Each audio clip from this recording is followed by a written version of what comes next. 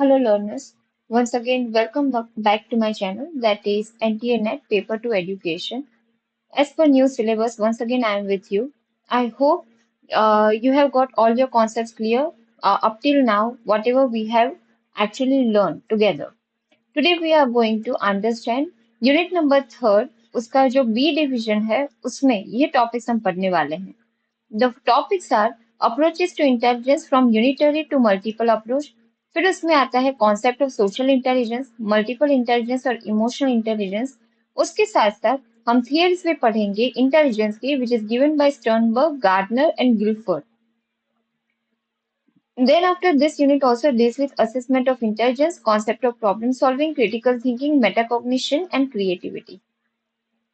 If you are new to this channel and you haven't subscribed yet, then do like and subscribe this channel so that time to time notifications आपको मिलती रहे.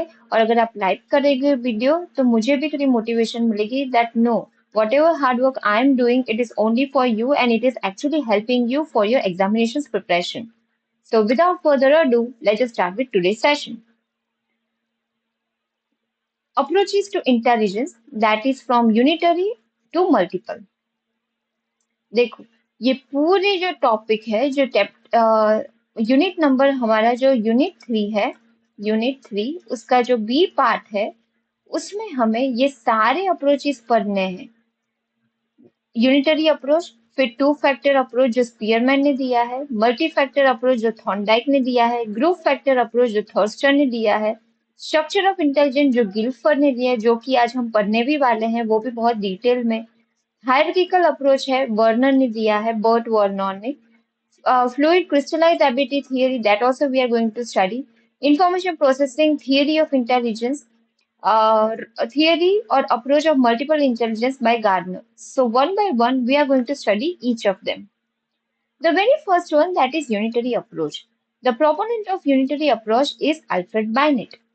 This theory holds that intelligence consists of all pervasive capacities, यानी कि सारी possible capacities से हमारा जो mind है या इंटेलिजेंस बना है, या आप कह सकते हो कि एक ऐसी सेंस है अपने अंदर कि जिससे हम इंटेलिजेंस को दिखा सकते हैं, या आप कह सकते हो दिखा सकते हैं मतलब कि not in a visual way but कह सकते हैं that you can make use of your intelligence or it comprises of intelligence. Your skills, your abilities can be shined out through your intelligence.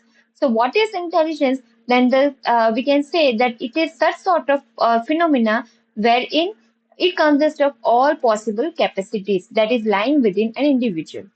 According to this unitary approach theory, if one has a fund of intelligence, he can utilize it to any area of his life.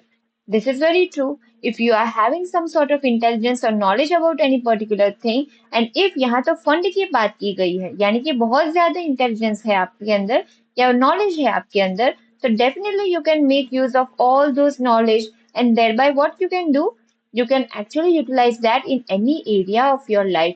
कोई भी problem आए तो वो intelligence से आप वो solve भी कर सकते हो. The intelligence of a person gets stamped in all what he thinks and acts. ये तो बहुत इंपॉर्टेंट है. इंटेलिजेंस इंसान की कब दिखेगी आपको, तो it will stamp out, it will be shown up, it will be disclose by the person wherein all what he thinks, वो कैसे सोचता है और वो कैसे बिहेव करता है उसमें भी आपको इंसान की इंटेलिजेंस दिख जाएगी. It reduces all abilities to a single capacity of general intelligence to common sense. यानी कि आपको कोई इंटेलिजेंट है या नहीं ऐसे अगर आपको पता करना है या समझ में लाना है, तो कहने का मतलब है यहाँ पे एक सिंगल कैपेसिटी की बात करें जो जनरल इंटेलिजेंस है या फिर कॉमन सेंस है, उसके जरिए भी आपको इंसान की इंटेलिजेंस पता चलती है.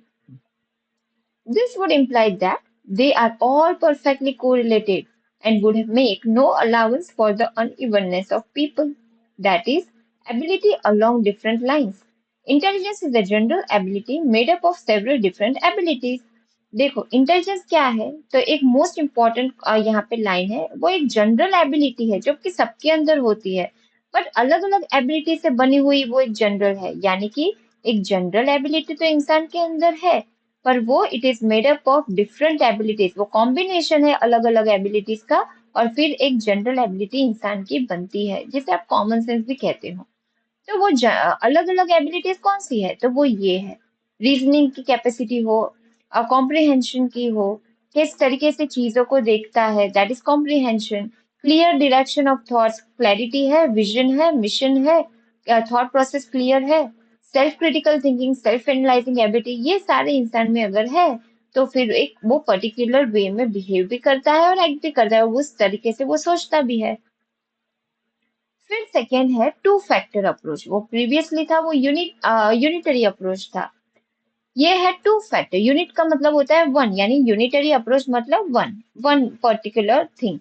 और इंटेलिजेंस फैक्टर, यहाँ पे टू फैक्टर की बात की गई है। The two factor theory propose by Spearman in 1904। The two factor theory comprises of two elements, एक जी फैक्टर है और एक एस फैक्टर है।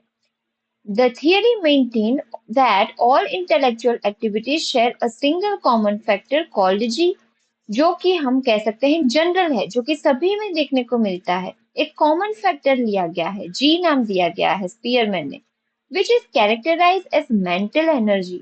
G is considered responsible for relationship between different human activities. किस तरीके से कैसे बिहेव करना है वो हम सबको आता है, तो दैट इज जनरल फैक्टर, जो कि सब में जनरल है, कॉमन है, that is G. In addition to G factor, this theory also postulates a number of specific factors, that is S. S का मतलब है स्पेसिफिक, सारे इंसान में कोई ना कोई यूनिक या स्पेसिफिक फैक्टर तो होता ही है, तो दैट इज एस। इस specific factor is strictly specific to a single activity. किस तरीके से कैसे बिहेव करना है वो इंडिविजुअल टू इंडिविजुअल अलग अलग होता है, तो वो उसके स्पेसिफिक या यूनिक फैक्टर के ऊपर डिपेंड करता है। और इंटेलिजेंस भी इसी तरीके से आपको देखने को मिल जाएगी उस इंसान में। फिर है थॉर्नडाइक की multi factor theory. Thorndike opposed the theory of general intelligence. He proposed that they are specific stimuli and specific response. Thorndike कहते हैं जनरल इंटेलिजेंस या जनरल फैक्टर जैसा कुछ नहीं होता। उन्होंने प्रपोज किया है कि स्पेसिफिक स्टिम्युली होती है या स्पेसिफिक रिस्पॉन्स। कोई ऐसा आप कार्य करते हो, एक ऐसा पुश देते हो कि रिस्पॉन्स उस तरीके से आएगा। आप एक इंसान को धक्का देते हो तो उसका रिस्पॉन्स कैसा आएगा, तो वो भी आपको धक्का दे सकता है। तो स्पेसिफिक स्टिम्युली वैसा ही स्पेसिफिक रिस्पॉन्स भी होगा। Multi-factor theory of intelligence proposed by E.L. Thorndike, ये आपके एग्जाम में आ सकता है। Who has actually given a proposed multi-factor approach to Thorndike? According to Thorndike, intelligence is nothing more than a convenient name for almost infinite number of actual or potential specific connections between this stimuli and response. Thorndike कहते हैं intelligence कोई general factor वैसा कुछ नहीं है, लेकिन एक convenient name दे दिया है आपने, जैसी सिचुएशन आती हो और आप रिस्पॉन्स करते हो उसको, कि हाँ ऐसी सिचुएशन में ऐसे उसने मार दिया तो मतलब कि वो जनरल है, बट नहीं, जनरल नहीं फैक्टर है। According to Thorndike, it is only a convenient name given to that particular situation by you. According to Thorndike, intelligence is not a single factor like general intelligence. Rather, it is a combination of multiple factors.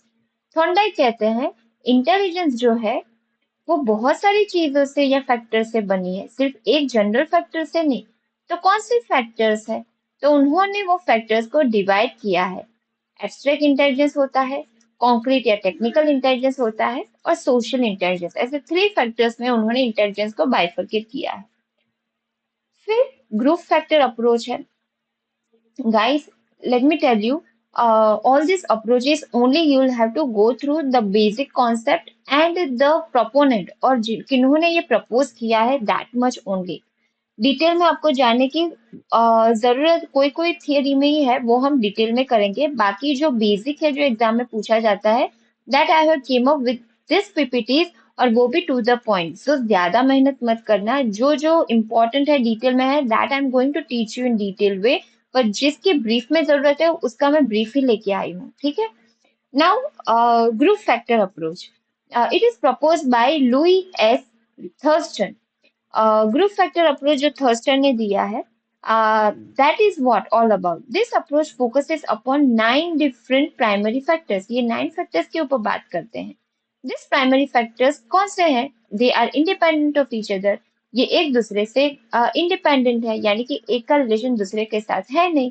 तो Thurston ने कैसे किया है, ये intelligence के जो 9 primary factors है, जो कि एक दूसरे के साथ जुड़े हुए भी नहीं है, पर ग्रुप फैक्टर नाम दिया है इंटेलिजेंस के। The first one is verbal comprehension. The ability to define and understand words that is unique upon one individual to another. सारे इंडिविजुअल में ये अलग अलग, आप किस तरीके से कोई चीज को डिफाइन करते हो अपने दिमाग के तौर पे, या फिर किस तरीके से कोई वर्ड्स को आप लेते हो, ग्रहण करते हो, that is different from person to person. तो एक एबिलिटी आपकी प्राइमरी में ये वर्बल कॉम्प्रिहेंशन हो गया। फिर दूसरा है word fluency, ability to produce words rapidly, fluently आप कितने बोल लेते हो words. Number, ability to solve arithmetic problems, mathematical problems to number हो गया। Space, ability to visual relationship, एक दूसरे के बीच में कनेक्शन, कितने जल्दी आप विजुअलाइज करते हो। Memory, ability to memorise and recall, retain होती है आपकी memory, that one. Perception, ability to see differences and similarity among objects, कैसे कैसे डिफरेंसेस एंड सिमिलरिटीज है ऑब्जेक्ट्स में वो। रीजनिंग, द एबिलिटी आपकी जो है रूल्स को फाइंड आउट करने की। Deductive reasoning, ability to perceive things accurately, बहुत ही बारीकी से आप समझते हो कोई चीज को, प्रॉब्लम सॉल्व करते हो, वो एबिलिटी आप में है। तो ऑल दिस पर्टिकुलर थिंग्स और factors are independent to one another according to Thurstone. उन्होंने की जो थियरी दी है उसका नाम है ग्रुप फैक्टर अप्रोच। फिर मोस्ट इंपॉर्टेंट आ जाता है structure of intellect, that is given by propose by Guilford. जो गिलफोर्ड है उन्होंने सजेस्ट किया था कि माइंड जो है अपना वो किस तरीके से या कौन सी चीजों से बना है। तो बेसिकली थ्री मेजर डायमेंशन उसमें होते हैं। उन्होंने एक बॉक्स के जरिए या क्यूब के जरिए ये समझ दी है कि क्यूब के जितने भी आपके साइड्स हैं, तो वो साइड में यहाँ पे आप 6 फैक्टर डाल दो, यहाँ पे 5 फैक्टर डाल दो, यहाँ पे 6 फैक्टर डाल दो, तो टोटल 180 एलिमेंट्स है जो कि अपना माइंड जो है वो कंप्राइज करता है, उसके अंदर होते हैं। और ये 180 एलिमेंट्स से आपको पता चलता है दैट ह्यूमन इंटेलिजेंस कैसी है। तो वो हम डिटेल में पढ़ेंगे। अभी देखो, थ्री मेजर फैक्टर्स उन्होंने जो पूरा ये क्यूब है वो बाइफरकेट कैसे किया है, तो थ्री बेसिक फैक्टर्स में, ये मैंने बोला ना 6, 5 और 6।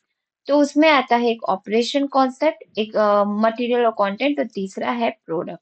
सो one by one we are going to study that in our next session. So thank you so much for listening to me. Do like and subscribe my channel, that is NTNet Paper to Education. Till the next time, keep learning, keep achieving, and happy reading.